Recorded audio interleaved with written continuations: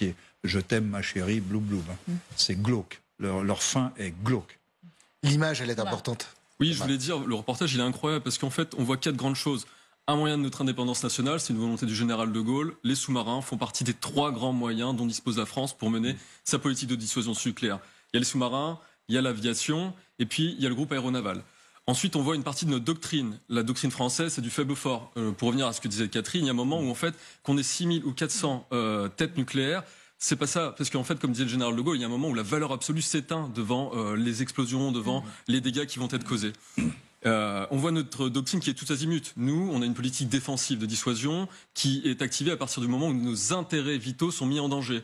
C'est la doctrine des représailles. C'est ce qu'avait notamment martelé le général Burkhardt lors des commissions défense et également le président Macron le 7 octobre 2022 devant l'école de guerre. Enfin, il y a un quatrième grand point qui est très intéressant dans ce reportage, c'est l'aspect technologique. Il y a continuellement un complexe militaire-industriel qui est en activité.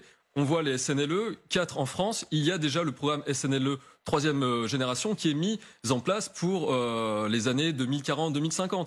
On développe de nouveaux armements pour améliorer le M51. On a le programme SCAF qui est en cours de développement pour un avion à l'horizon 2040. On a également le futur remplaçant du ASMP qui est le fameux missile qu'emmène notamment l'aviation française. Donc ce reportage, il est unique, inédit et il arrive au bon moment. Parce que vous avez fait référence notamment à la dissuasion nucléaire britannique. Il y a eu un échec du missile Trident il y a 2 semaines. La France connaît aussi de temps en temps des échecs, mais malgré tout, je crois que notre dissuasion est plus qu'à la hauteur et je pense qu'il y avait un message aussi pour rassurer les Français. Il n'y a pas que Poutine et sa dialectique du fort constamment qui joue. On peut parler un petit peu moins sur les plateaux télé, être un peu moins rhéteur, mais avoir des moyens pour faire faire autant parler de nucléaire. Complètement, c'est un fait des guerres conventionnelles actuelles. La Russie mène une guerre sous parapluie nucléaire, elle en a fait une de ses dialectiques fortes.